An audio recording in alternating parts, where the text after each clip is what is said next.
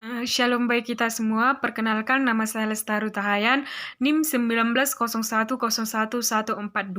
Baiklah, di sini saya akan menjelaskan mengenai yang pertama yaitu landasan pendidikan, yang kedua Azas Tuturi Handayani, yang ketiga Azas belajar sepanjang hayat, yang keempat asas kemandirian dalam belajar, yang kelima kegiatan belajar dalam mengembangkan kemandirian. Baiklah, yang pertama di sini saya akan menjelaskan mengenai landasan pendidikan. Landasan pendidikan adalah tumpuan dasar atau asas konseptual yang menyelubungi pendidikan secara keseluruhan. Oleh karena itu, landasan pendidikan merupakan tempat bertumpu titik tolak atau dasar pijakan dalam melaksanakan pendidikan. Baiklah, di sini saya akan menjelaskan 4 jenis landasan pendidikan. Yang pertama yaitu landasan pendidikan religius. Landasan pendidikan religius yaitu asumsi-asumsi yang bersumber dari religi atau agama yang menjadi titik tolak dalam rangka praktek pendidikan. Yang kedua, landasan filosofis. Landasan filosofis ini yaitu asumsi-asumsi yang berasal dari filsafat yang menjadi titik tolak dalam rangka praktek pendidikan dan strategi pendidikan. Yang ketiga, landasan ilmiah pendidikan. Landasan ilmiah pendidikan ini yaitu asumsi-asumsi yang bersumber atau disiplin ilmu yang menjadi titik tolak dalam langkah praktek pendidikan dan atau studi pendidikan. Tergolong ke dalam landasan ilmiah pendidikan.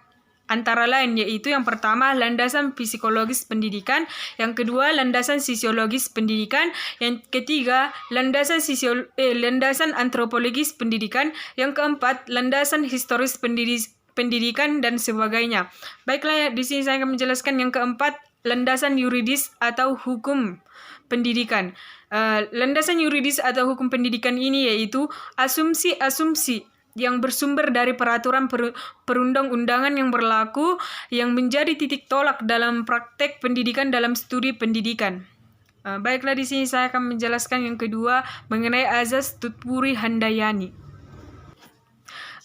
Azas Tuturi Handayani merupakan asas pendidikan Indonesia yang bersumber dari asas pendidikan taman siswa yang dikemukakan oleh Ki Hajar Dewantara, yaitu seorang perintis kemerdekaan dan pendidikan nasional. Makna Tuturi Handayani yaitu Tuturi mengikuti perkembangan sang anak dengan penuh perhatian berdasarkan cinta kasih dan tanpa pamrih. Yang kedua, Handayani mempengaruhi dalam arti merangsang, memupuk, membimbing dan mengarahkan anak agar sang anak mengembangkan pribadi masing-masing. Baiklah, yang ketiga saya akan menjelaskan mengenai asas belajar sepanjang hayat. Asas belajar sepanjang hayat yang disebut dengan lifelong learning merupakan sudut pandang dari sisi lain terhadap pendidikan seumur hidup atau disebut dengan lifelong education. Ditetapkan definisi kerja yakni pendidikan seumur hidup. Baiklah, saya akan menjelaskan yang keempat, asas kemandirian dalam belajar. Perwujudan asas kemandirian dalam belajar akan menempatkan guru dalam peran utama sebagai fasilitator, informator, dan motivator. Sehingga fasilitator guru diharapkan dapat menyediakan dan mengatur berbagai sumber belajar dengan sedemikian rupa sehingga memudahkan peserta didik berinteraksi dengan sumber-sumber tersebut. Yang artinya di sini jika guru memberikan melakukan yang tadi, maka siswa lebih mudah dan lebih bisa mandiri mencari pelajaran dan materi-materi yang diberikan guru tersebut.